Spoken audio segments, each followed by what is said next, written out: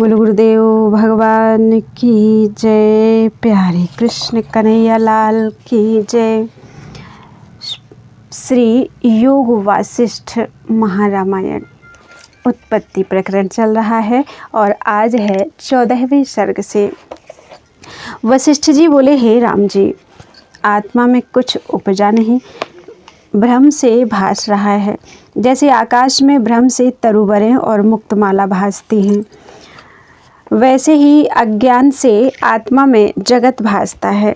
जैसे थंभे की पुतलियाँ शिल्पी के मन में भासती हैं कि इतनी पुतलियाँ इस थंभे में हैं, सो पुतलियाँ कोई नहीं, क्योंकि किसी कारण से नहीं उपजी। वैसे ही चेतन रूपी थंभे में मन रूपी शिल्पी त्रिलोकी रूपी पुतलियाँ कल्पता है, परंतु किसी कारण से नहीं उपजी। ब्रह्म सत्ता ज्यों की त्यों ही स्थित है। जैसे सोमजल में त्रिकाल तरंगों का अभाव होता है, इसी प्रकार जगत का होना कुछ नहीं, चित्त के फुरने से ही जगत भासता है। जैसे सूर्य की किरणें झरोखों में आती हैं और उसमें सूक्ष्म त्रसरेणु होते हैं, उनसे भी चिद अणु सूक्ष्म हैं। जैसे त्रसरेणु से सुमेरु पर्वत स्थूल है, वैसे ही चिद अणु से त्रसरेणु स्थूल है। ऐसे सूक्ष्म चिद अणु से यह जगत फुरता है, सो वह आकाश रूप है, कुछ उपजा नहीं, फुरने से भासता है। हे राम जी, आकाश, पर्वत, समुद्र, पृथ्वी आदि जो कुछ जगत भासता है, सो कुछ उपजा नहीं, तो और पदार्थ कहाँ उपजे हों। निदान सब आकाश रूप है, वास्तव में कुछ उपजा नहीं, और जो कुछ अनुभव में होता है वह तो असत ही है, वह भी असत है। जैसे स्वप्न सृष्टि अनुभव से होती है, वह उपजी नहीं, असत रूप है, वैसे ही यह जगत भी असत रूप है।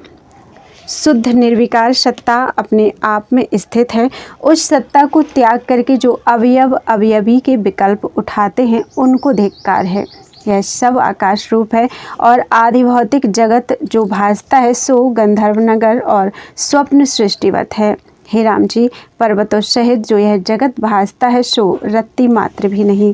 जैसे स्वप्न के पर्वत जागृत की रत्ती भर भी नहीं होते, क्योंकि कुछ हुए नहीं, वैसे ही यह जगत आत्मरूप है और भ्रांति करके भासता है। जैसे संकल्प का मेघ सूक्ष्म होता है, वैसे ही यह जगत आत्मा में तुच्छ है। जैसे शशे के श्रृंग असत होते हैं, वैसे ही यह जगत असत है, और जैसे मृग तृष्णा की नदी असत होती है, वैसे ही यह जगत असत है। असम्यक ज्ञान से ही भासती है और विचार करने से शांत हो जाती है। जब शुद्ध चैतन्य सत्ता में चित्त संवेदन होता है, तब वही संवेदन जगत रूप होकर भासता है, परंतु जगत हुआ कुछ नहीं। जैसे समुद्र अपनी द्रवता के स्वभाव से तरंग रूप होकर भासता है, परंतु तरंग कुछ और वस्तु नहीं है, जल रूप ही है, वैसे ही ब्रह्मसत्ता जगत रूप होकर फुरती है। जो जगत कोई भिन्न पदार्थ नहीं है, ब्रह्मसत्ता ही किंचन द्वारा ऐसे भासती है, जैसा बीज होती है वैसा ही अंकुर निकलता है। इसलिए जैसे आत्मसत्ता है, वैसे ही जगत है, दूसरी कोई वस्तु नहीं। आत्मसत्ता अपने आप में ही स्थित है, पर चित्त संवेदन के स्पंद से जगत रूप होता है। हे राम जी, इसी पर मंडप आख्यान तुमको सुनाता हूँ। वह श्रवण का भूषण है और उसके समझने से सब संशय मिट जाएंगे और विश्राम प्राप्त होगा। इतना सुन राम जी बोले, हे भगवान, मेरे बोध की वृत्ति के निमित्त मंडपाख्यान जिस विधि से हुआ है, सो संक्षेप से कहो। वशिष्ठ जी बोले, हे राम जी, इस पृथ्वी में एक महातेजवान राजा पद्म हुआ था। वह लक्ष्मीवान, संतानवान, मर्यादा का धारने वाला, अति सतोगुणी और दोषों का नाश करता एवं प्रजापालक, शत्रुनाशक और मित्र प्रिय था, और संपूर्ण राजसी और सात्विकी गुणों से संपन्न मानो कुल का भूषण था। लीला नाम उसकी स्त्री बहुत सुंदरी और पतिव्रता थी, मानो लक्ष्मी ने अवतार लिया था। उसके साथ राजा कभी बागों और तालों और कभी कदम्ब वृक्षों और कल्प वृक्षों में जाया करता था, कभी सुंदर सुंदर स्थानों में जाके क्रीड़ा करता था, कभी बर्फ का मंदिर बनवा के उसमें रहता था, और कभी रत्नमणि के जड़े हुए स्थानों में सैया बिछवा के विश्राम करता था। निदान इसी प्रकार दोनों दूर और निकट के ठाकुर द्वारों और तीर्थों में जाके क्रीड़ा करते और राजसी और सात्विकी स्थानों में विचरते थे। वे दोनों परस्पर श्लोक भी बनवाते थे। एक पद कहे, दूसरा उसको श्लोक करके उत्तर दे, और श्लोक भी ऐसे पढ़े कि पढ़ने में तो संस्कृत परंतु समझने में सुगम हो। इसी प्रकार दोनों का परस्पर अति स्नेह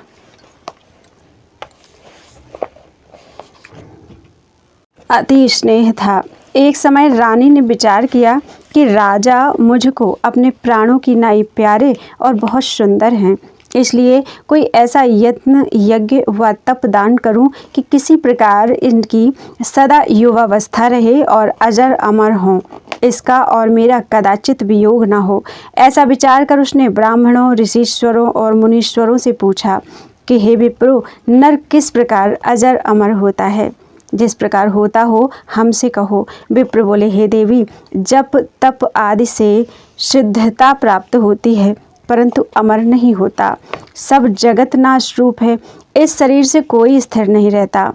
हे राम जी, इस प्रकार ब्राह्मणों से सुन और भर्ता के वियोग से डर कर रानी विचार करने लगी कि भर्ता से मैं प्रथम मरूं तो मेरे बड़े भाग हों और सुखवान हों, और जो यह प्रथम मृतक हो तो वही उपाय करूं जिससे राजा का जीव मेरे अंतःपुर में ही रहे, बाहर ना जावे, और मैं दर्शन करती रहूं। इससे मैं सरस्वती की सेवा करूं। हे राम जी, ऐसा विचार शास्त्रानुसार तप रूप सरस्वती का पूजन करने लगी।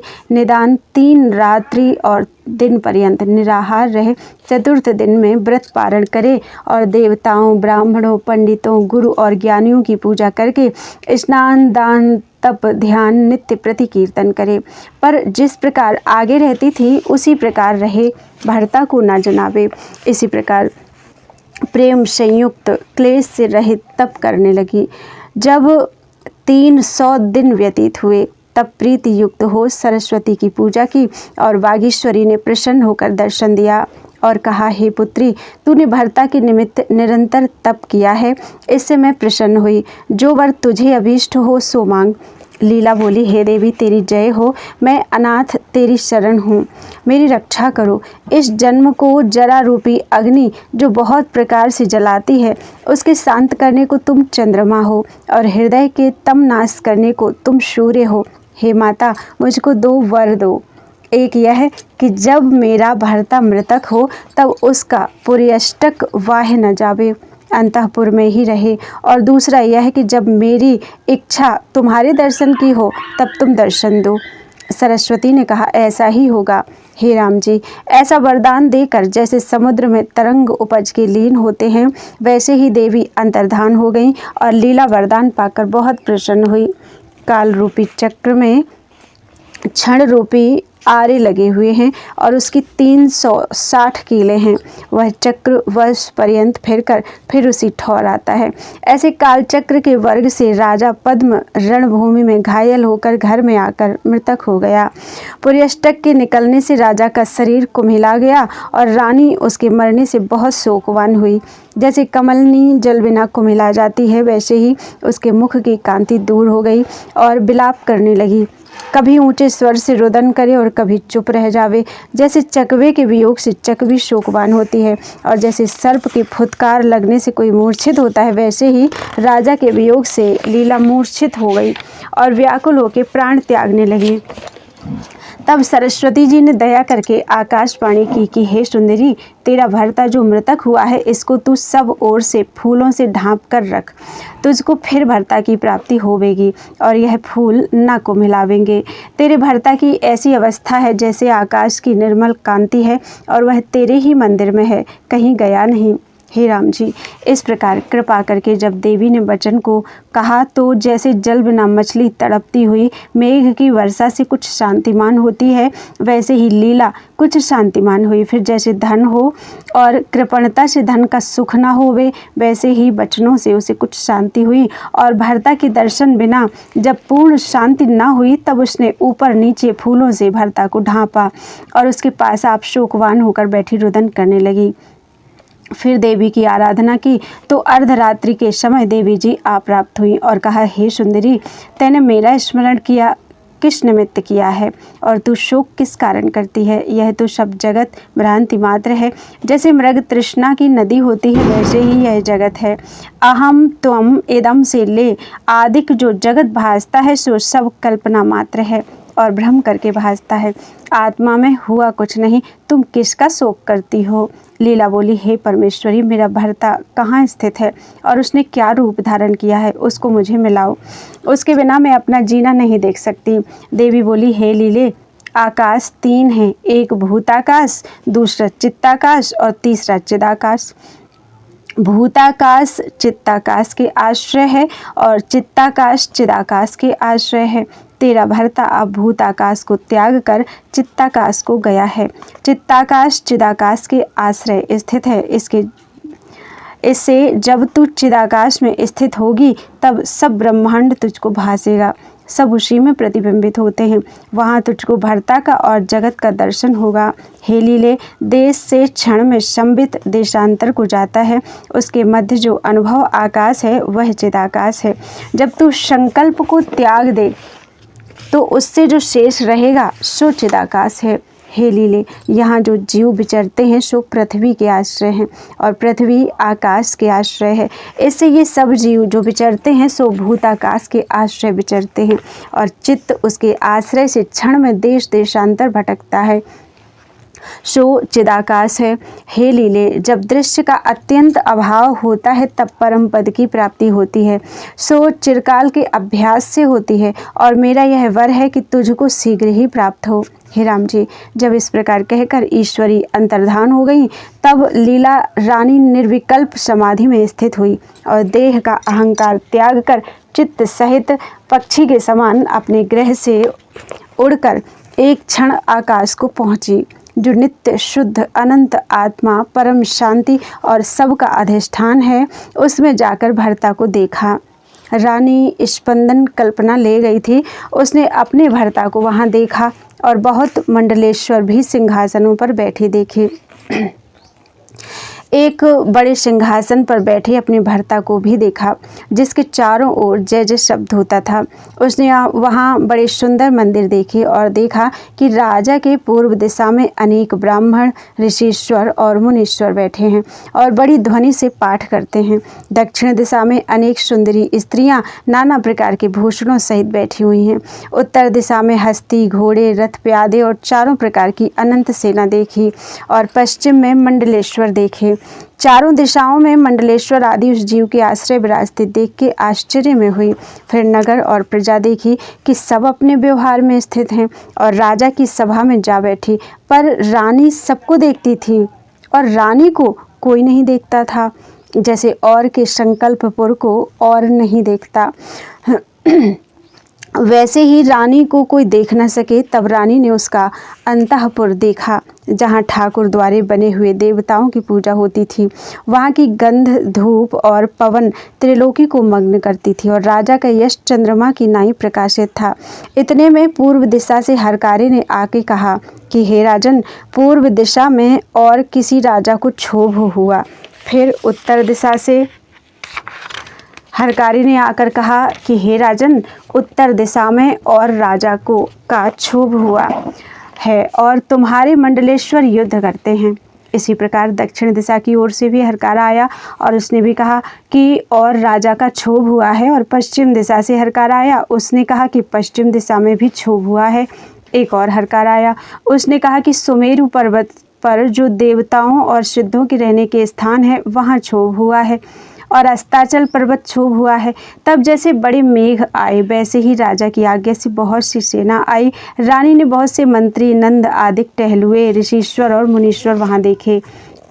जितने भृत्य थे वे सब सुंदर और वर्षा से रहित श्वेत बादलों की नाई श्वेत वस्त्र पहने देखे और बड़े वेद पाठी ब्राह्मण देखे, जिनके शब्द से नगारे के शब्द भी सूक्ष्म भासते थे। हे राम जी, इस प्रकार ऋषिश्वर, मंत्री, टहलुए और बालक उसने देखे।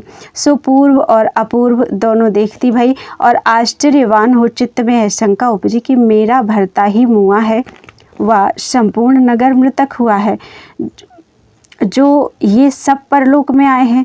तब क्या देखती है कि मध्याह्न का सूर्य शीश पर उदित है और राजा सुंदर 16 वर्ष का प्रथम की जरावस्था को त्याग कर नूतन शरीर को धारे बैठा है। ऐसे आश्चर्य को देखे कि रानी फिर अपने गृह में आई। उस समय आधी रात्रि का समय था। अपनी सहेलियों को सोई देख जगाया और कहा कि जिस सिंहासन पर मेरा भर्ता बैठता था उसको साफ करो, उसके ऊपर बैठूंगी, और जिस प्रकार उसके निकट मंत्री और भूत भृत्य आन बैठते थे उसी प्रकार आवें। इतना सुनकर सहेलियों ने जाकर बड़े मंत्री से कहा और मंत्री ने सबको जगाया और सिंहासन झड़वाकर मेघ की नाई जल की वर्षा की। सिंहासन पर और उसके आसपास वस्त्र बिछाए और मसाले जलाकर बड़ा प्रकाश किया।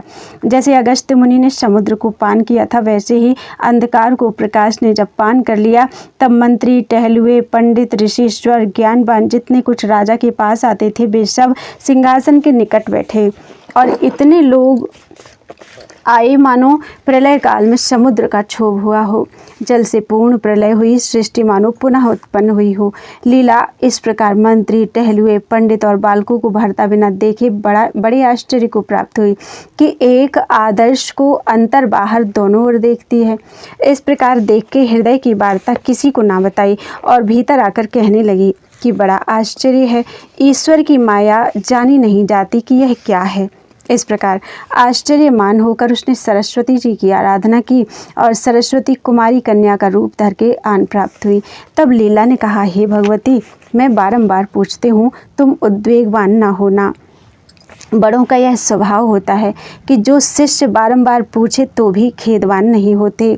अब मैं पूछती हूँ कि यह जगत क्या है और वह जगत क्या है, दोनों में कृत्रिम कौन है और अकृत्रिम कौन है। देवी बोली, हे लीले, तूने पूछा कि कृत्रिम कौन है और अकृत्रिम कौन है, सो मैं पीछे तुझसे कहूँगी।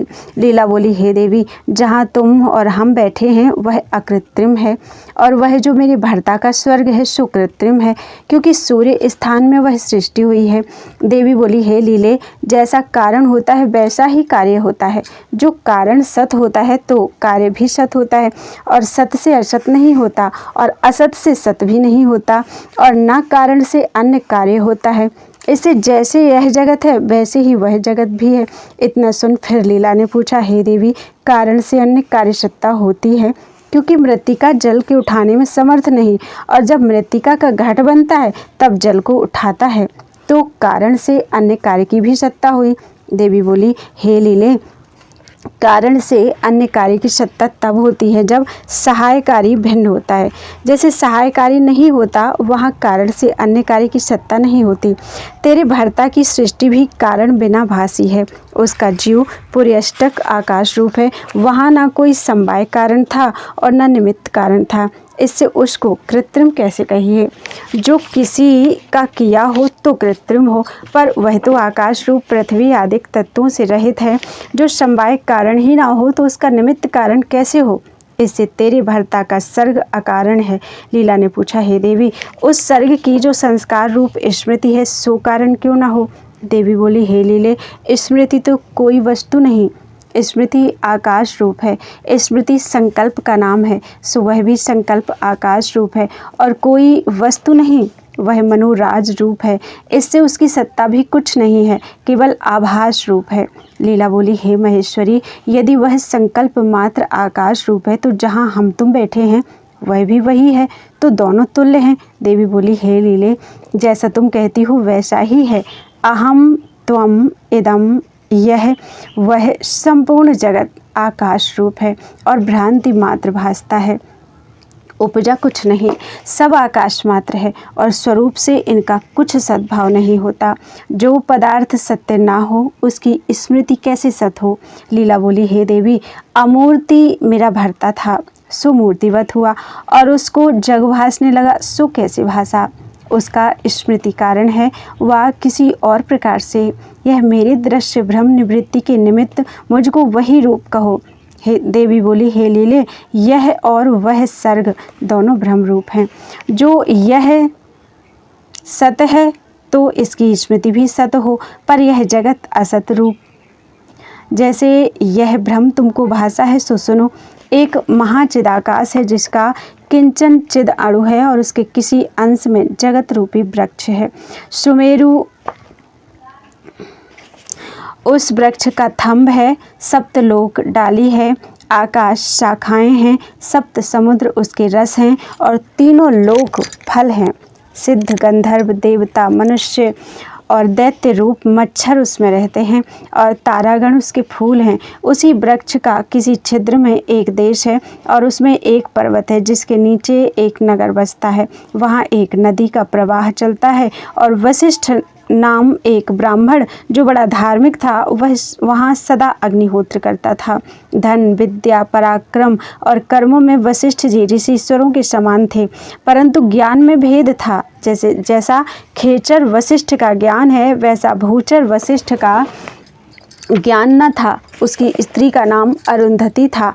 वह पतिव्रता और चंद्रमा के समान सुंदरी थी और उसी अरुंधति के समान विद्या कर्म क्रांति धन चेष्टा और पराक्रम उसका भी था और चैतन्यता अर्थात ज्ञान और सब लक्षण एक समान थे। वह आकाश की अरुंधति थी और यह भूमि की अरुंधति थी। एक काल में वशिष्ठ ब्राह्मण पर्वत के शिखर पर बैठा था। वह स्थान सुंदर हरे तृणों से शोभायमान था। एक दिन एक अति सुंदर राजा नाना प्रकार के भूषणों से भूषित परिवार सहित उस पर्वत के निकट शिकार खेलने के निमित्त चला जाता था। उसके शीश पर दिव्य चमर होता, ऐसा शोभा देता था मानो चंद्रमा की किरणें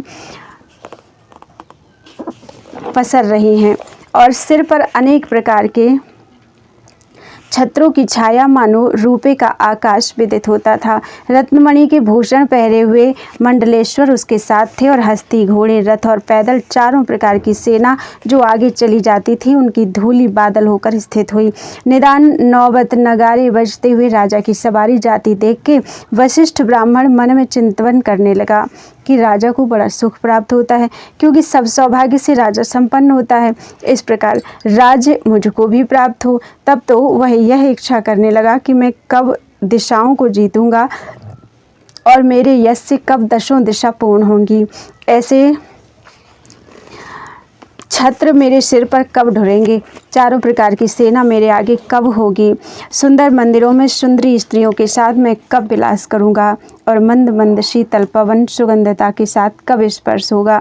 हे लीले, जब इस प्रकार ब्राह्मण ने संकल्प को धारण किया और जो अपने स्वकर्म थे सो भी करता रहा कि इतने ही में उसको जरावस्था प्राप्त हुई। जैसे कमल के ऊपर बर्फ पड़ता है तो कुम्हिला जाता है, वैसे ही ब्राह्मण का शरीर कुम्हिला गया और मृत्यु का समय निकट आया।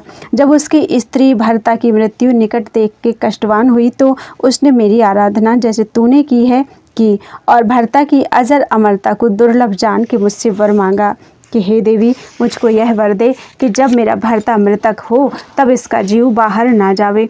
तब मैंने कहा ऐसा ही होगा। हे लीले, जब बहुत काल व्यतीत हुआ तो ब्राह्मण मृतक हुआ पर उसका जीव मंदिर में ही रहा।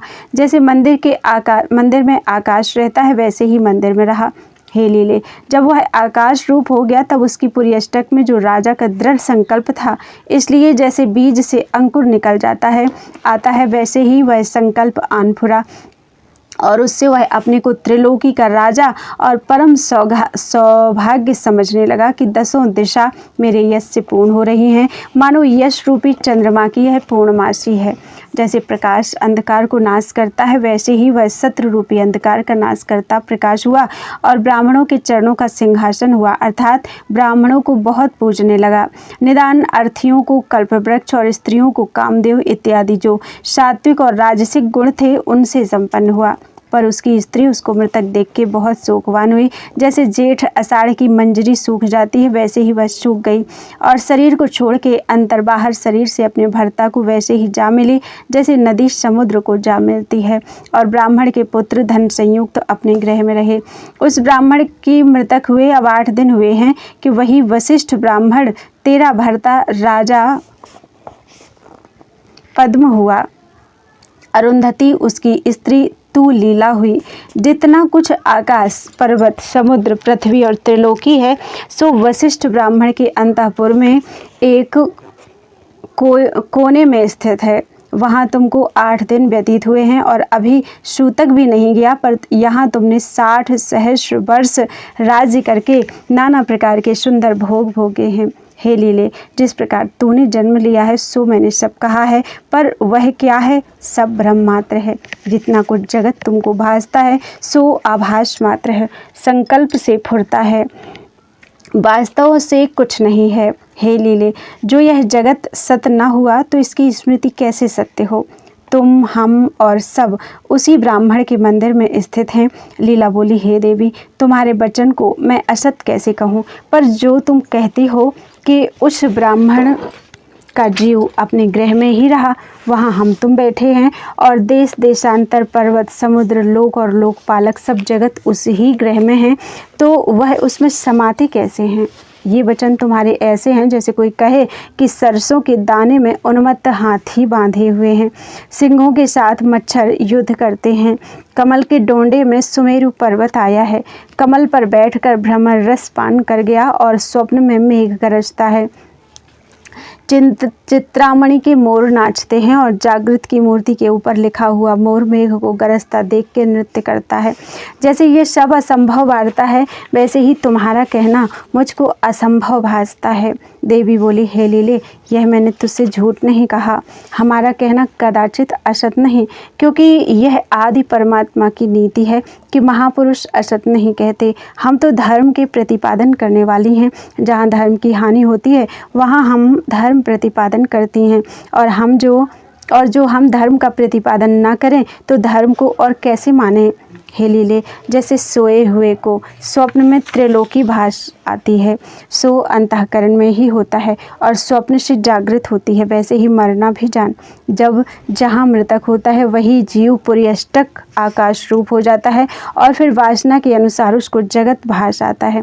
जैसे स्वप्न में जगत भास आता है, वह क्या रूप है, आकाश रूप ही है, वैसे ही इसको भी जान। हे लीले, यह सब जगत तेरे उसी अंतःपुर में है, क्योंकि जगत चित्ताकाश में स्थित है। जैसे आदर्श में प्रतिबिंब होता है, वैसे ही चित्त में जगत है और आकाश रूप है। इससे जो चित्त अंतःपुर में हुआ तो जगत भी हुआ। हे लीले, यह जगत जो तुमको भासता है सो आकाश रूप है। जैसे स्वप्न और संकल्प, नगर और कथा के अर्थ भासते हैं, वैसे ही यह जगत भी है। और जैसे मृग तृष्णा का जल भासता है, वैसे ही यह जगत भी जान। हे लीले, वास्तव में कोई पदार्थ उपजता नहीं, भ्रम से सब भासते हैं। जैसे स्वप्न में स्वप्नांतर, फिर उससे और स्वप्ना दिखता है, वैसे ही तुमको भी यह सृष्टि भ्रम से भासी है। हे लीले, यह जगत का आत्म रूप है। जहाँ चिद अणु है वहाँ जगत भी है, परंतु क्या रूप है, आभास रूप है। जैसे वह आकाश रूप है, वैसे ही यह जगत भी आकाश रूप है। जिस प्रकार यह चेतता है उस प्रकार हो भासता है। इससे संकल्प मात्र है। जैसे स्वप्नपुर भासता है और जैसे संकल्प नगर होता है, वैसे ही यह जगत है। जैसे मरुस्थल की नदी के तरंग भासते हैं, वैसे ही यह जगत भासता है। इससे इसकी कल्पना त्याग दो। इतना सुन फिर लीला ने पूछा, हे देवी, उस वशिष्ठ ब्राह्मण को मरे 8 दिन बीते हैं और हमको यहाँ 60 सहस्त्र वर्ष बीते हैं। यह वार्ता कैसे सत्य जानिए। थोड़े काल में बड़ा काल कैसे हुआ। देवी बोली, हे लीले, जैसे थोड़े देश में बहुत देश आते हैं, वैसे ही काल में बहुत काल भी आता है। अहंता, ममता आदि जितना कुछ जगत है सो आभास मात्र है। उसी क्रम से सुन। जब जीव मृतक होता है तब मूर्छा होती है और फिर मूर्छा में चैतन्यता फुराती है। उसमें यह भासता है कि यह आधार है तो यह आधेय है, यह मेरा हाथ है, यह मेरा शरीर है, यह मेरा पिता है, इसका मैं पुत्र हूँ। अब इतने वर्ष का मैं हुआ, ये मेरे बांधव हैं, इनके साथ मैं स्नेह करता हूँ, यह मेरा ग्रह है और यह मेरा कुल चिरकाल का चला आता है। मरने के अनंतर इतने क्रम को देखता है। हे लीले, जिस प्रकार वह देखता है वैसे ही यह भी जान। एक क्षण में और का भासने लगता है। यह जगत चैतन्य का किंचन है। जैसे चैतन्य संबित में चैतन्यता होती है, वैसे ही यह जगत भी भासता है। और जैसे स्वप्न में दृष्टा, दर्शन, दृश्य तीनों भासते हैं, वैसे ही आत्मसत्ता में यह जगत किंचन होता है और भ्रम से भासता है। वास्तव में नानात्व कुछ हुआ नहीं। जैसे स्वप्न में कारण बिना नाना प्रकार का जगत भासता है, वैसे ही परलोक में नाना प्रकार का जगत कारण बिना ही भासता है। सो आकाश रूप है और मन के भ्रम से भासता है, वैसे ही यह जगत भी मन के भ्रम से भासता है। स्वप्न जगत, परलोक जगत और जागृत जगत में भेद कुछ नहीं। जैसे वह ब्रह्म मात्र है, वैसे ही यह ब्रह्म मात्र है। वास्तव में कुछ उपजा नहीं। जैसे समुद्र में तरंग कुछ वास्तव में नहीं, वैसे ही आत्मा में जगत कुछ वास्तव में नहीं।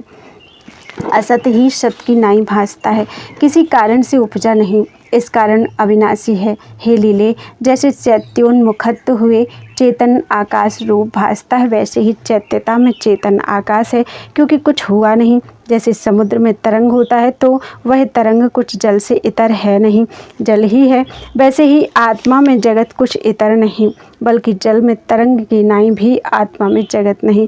जैसे सच के श्रृंग असत हैं, वैसे ही जगत असत है, कुछ उपजा नहीं। हे लीले, जब जीव मृतक होता है तब उसको देश काल क्रिया उत्पत्ति नाश कुटुंब शरीर वर्ष आदि नाना रूप भासते हैं, पर वे सब आभास रूप हैं। जिस प्रकार क्षण क्षण में इतने भास आते हैं, वैसे ही कारण बिना यह जगत भाषित है, तो दृश्य और दृष्टा भी कोई न हुआ। देश काल क्रिया द्रव्य इंद्रियां प्राण मन और बुद्धि सब भ्रम से भासते हैं। आत्मा उपाधि से रहित आकाश रूप है और उसके प्रमोद से जगत भ्रम उदय हुआ है। हे लीले, भ्रम में क्या नहीं होता। जैसे एक रात्रि में हरिश्चंद्र को 12 वर्ष भ्रम से भासे थे, वैसे ही यहाँ भी थोड़े ही काल में बहुत काल भासा है। 2 अवस्था में और का और भासता है, स्वप्न में और का और भासता है, और उन्मत्तता से भी और का और भासता है। अभोक्ता आपको भोक्ता मानता है और भ्रम से उत्साह और शोक को इकट्ठा देखता है। किसी को उत्साह होता है और स्वप्न में मृतक भाव शोक को देखता है। बिछड़ा हुआ स्वप्न में मिला देखता है, और जो मिला सो आपको बिछड़ा जानता है। काल और है, भ्रम करके और काल देखता है। इससे देखो यह सब भ्रम रूप है। जैसे भ्रम से यह जगत भासता है, वैसे ही यह जगत भी भासता है, परंतु ब्रह्म से इतर कुछ नहीं। इससे न बंध है और न मोक्ष है। जैसे मिर्च में तीक्ष्णता है, वैसे ही आत्मा में जगत है। जैसे थंभे में पुतलियाँ होती हैं, वैसे ही आत्मा में जगत है। और जैसे थंभे में पुतलियाँ कुछ हुई नहीं, ज्यों का त्यों है, और शिल्पी के मन में पुतलियाँ हैं, वैसे ही ब्रह्म में जगत है नहीं, पर मन रूपी शिल्पी में जगत रूपी पुतलियाँ कल्पी हैं। आत्मसत्ता ज्यों की त्यों नित्य शुद्ध अज अमर अपने आप में स्थित है। इति श्री योग वासिष्ठे उत्पत्ति प्रकरणे मंडपाख्याने परमार्थ प्रतिपादन नाम 14 सर्गः। बोलो वृंदावन बिहारी लाल की जय। त्वदीयं वस्तु गोविंद तुभ्यमेव समर्पये, तेन त्वदंघ्रि कमले रतिं मे यच्छ शाश्वतीम्।